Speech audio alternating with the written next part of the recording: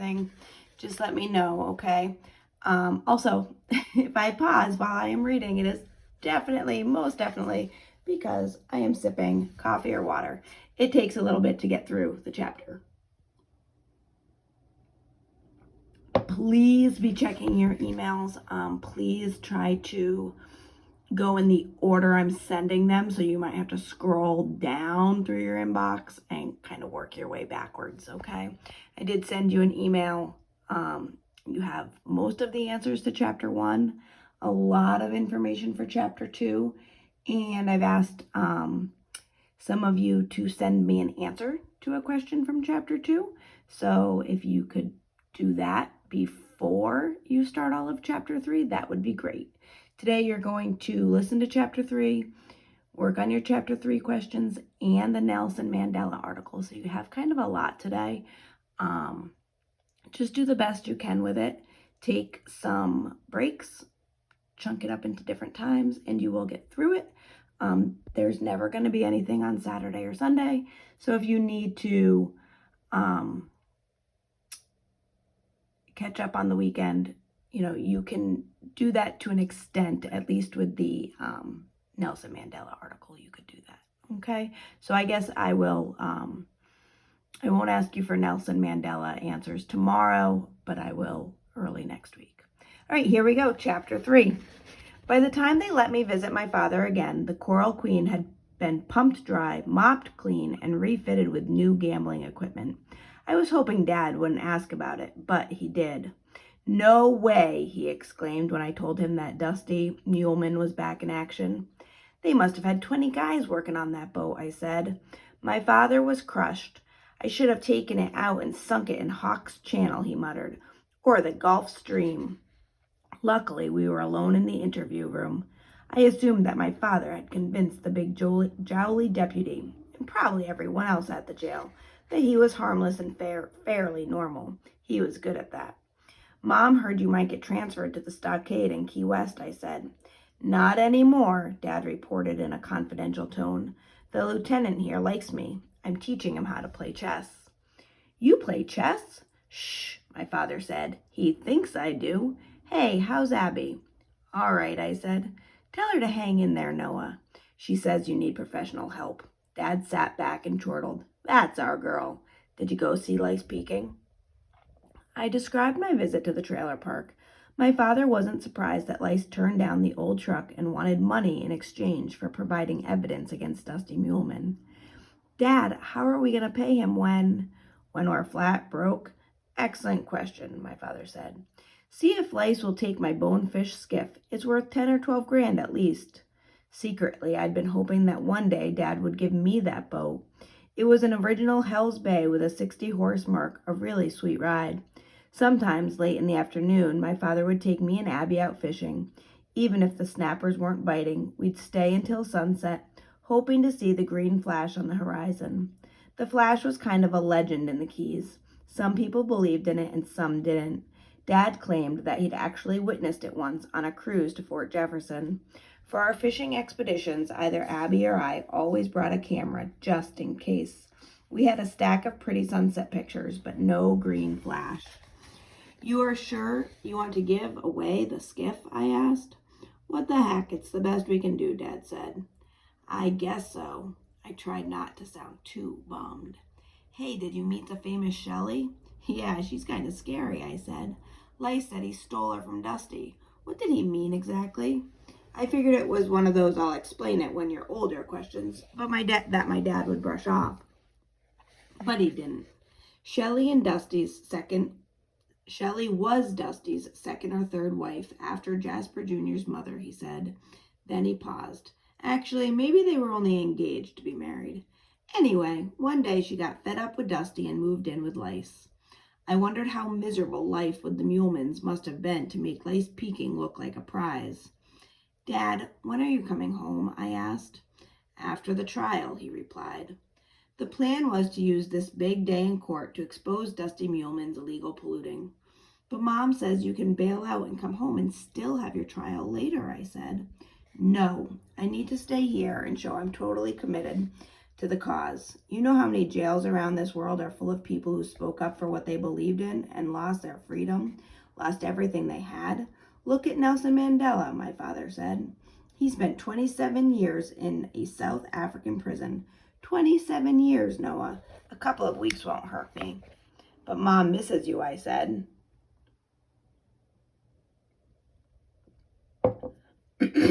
That seemed to catch him off guard and take the steam out of his big speech. Dad looked away.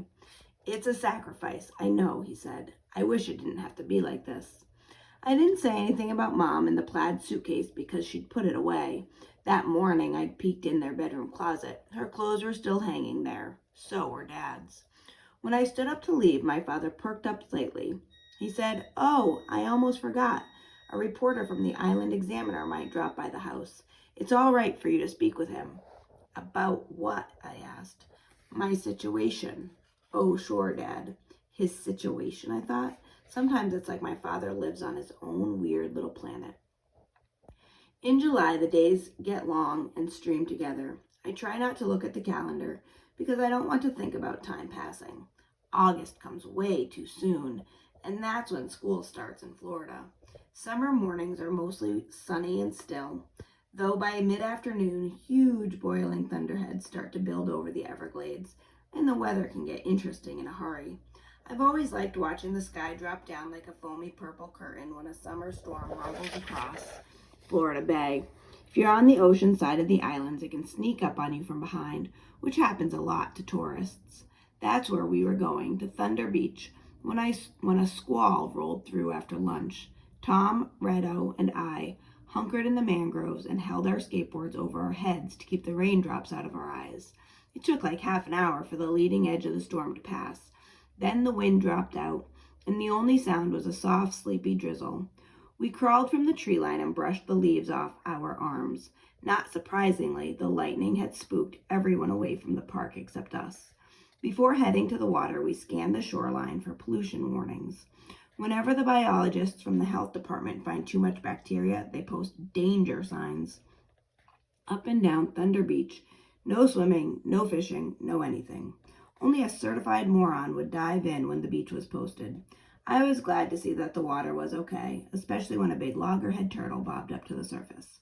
The three of us stayed real quiet because we thought the turtle might be coming ashore to lay her eggs, although usually they waited until dark. Loggerheads have lousy eyesight, so we were pretty sure she didn't notice us sitting there, but she didn't swim any closer. We wouldn't have bothered her if she decided to crawl up and dig a nest. Most of the keys are made of hard coral rock, and there aren't many soft beaches like you find up the coast at Pompano or Barrow. The mama turtles down here don't have lots of options, so we leave them alone. It's the law, too. After the loggerhead swam off, we jumped in and goofed around until Tom cut his ankle on a broken beer bottle that was buried in the sand. Rado and I helped him hop back to shore, where we tied his Dolphins jersey around his foot to keep the cut from getting dirty. Rado took him home while I skated alone down the old road back toward Lace Peaking's place.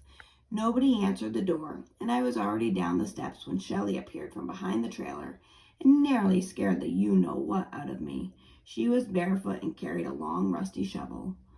"What did you want now?" she asked. She wore cut-off jeans and a sleeveless top that showed off her barbed wire tattoo. "I need to talk to Mr. Peaking again," I said. "Well, he's not available at the moment." "That's okay. I'll come back another time." Shelley noticed me staring at the shovel. She laughed and said, "Don't worry. It wasn't lice I was putting in a hole. It was last night's dinner." I nodded as if that was the most normal thing in the world, burying food in the backyard. "Lobster shells," she explained. "I don't want them stinking up the garbage because they're out of season." Next thing you know, some nosy neighbor calls the grouper troopers, and then Houston, we've got a problem. Some of the locals in the Keys poach a lobster here and there in the off months. Not even my dad gets upset about that. "What you want to talk to Lice for?" Shelley asked. "Just some business between him and my father," I said. She was so much taller than me, I had to tilt my head back just to see her expression. She was smiling when she said, "Important business, huh?" "Yes, ma'am." "Come on inside and have something to drink." "No, thanks. I'm soaking wet." so's lice, Shelley grunted. But from the inside out, she jerked open the screen door and I followed her into the trailer. Lice Peking was stretched face down on the blue shag carpet, and he wasn't moving. I didn't see any blood, which was a relief, but I couldn't hear him breathing. Shelley said, "Oh, don't worry, he's not dead." She gave a sharp kick to his ribs, and he started to snore again. "See," she said, "tell me your name again." "Noah Underwood." "You're Payne's oldest?" "That's right," I said. Shelley tossed me a Coke from the refrigerator and said, "Your daddy's a curious specimen." Somehow it sounded like a compliment. I guzzled the soda in about 30 seconds while I edged towards the door. The perfume that Shelley had on was making me dizzy. It smelled like a bag of tangerines. She sat down on a cane stool and motioned me to do the same, but I stayed on my feet. I wasn't sure what would happen if Lice Peking woke up and I wanted to be ready to run. Shelley said, "I've known Payne since back when he and Dusty used to fish charters out of Ted's. He was always a gentleman, your daddy. I mean, not Dusty." "Yes, ma'am." "How come you're acting so skittery, Noah?" I couldn't come out and tell her that she was the reason, that everything about her, from her face to her feet, was at least twice as big as my mother's. So I said, "I'm going to be late for violin practice," which was incredibly lame because we don't even own a violin. Abby takes piano lessons on a portable electric keyboard that my father bought from a consignment shop in Key Largo. "Now, Noah," Shelley said, "that's not the truth, is it?" "No, ma'am, I'm sorry." "Please don't grow up to be one of those men who lie for the sport of it," she said, "and most men do. That's a fact." As Shelley spoke, she was staring down at Lice Peking, and not in an admiring way. "That's why the world is so messed up, Noah. That's why history books are full of so much heartache and tragedy. Politicians, dictators, kings, phony baloney preachers. Most of them are men, and most of them lie like rugs," she said. "Don't you dare grow up to be like that." At first I thought she was making fun of me, but then I realized she was serious. "Your daddy doesn't drink, does he?" she said. "That's truly amazing." It was sort of unusual for the Keys. People who didn't know my father automatically assumed he had to be drunk to do some of the things he did, but he wasn't. He never touched a drop of alcohol, even on New Year's. It wasn't a religious thing. He just didn't care for the taste. "Why can't I find a guy like that?" Shelley said in a small voice. I couldn't help but notice that she was using Lice Peeking's head as a footrest. Didn't seem to bother him, though. He kept snoring away. "You go to public school?" she said. "Then you must know Jasper Jr." "Sure," I said. "Is that boy still nasty as a pygmy rattler?" "Nastier," I answered honestly. Shelley shook her head. "He's been that way since he was about 3 foot high. Honestly, I don't see a bright future there." Her mentioning Jasper Jr. reminded me of what my dad said about Shelley and Dusty Muleman, about how she'd gotten so fed up with him that she'd moved out. I decided to find out if she still felt that way. "Didn't you used to work on the Coral Queen?" I asked. "For almost 3 years," said Shelley. "Was it a fun job?" She rolled her eyes. "Tending bar? Oh yeah, it was a barrel of laughs. Very glamorous too. Come on now, what are you driving at?" "Nothing, I swear." "There you go again, Noah."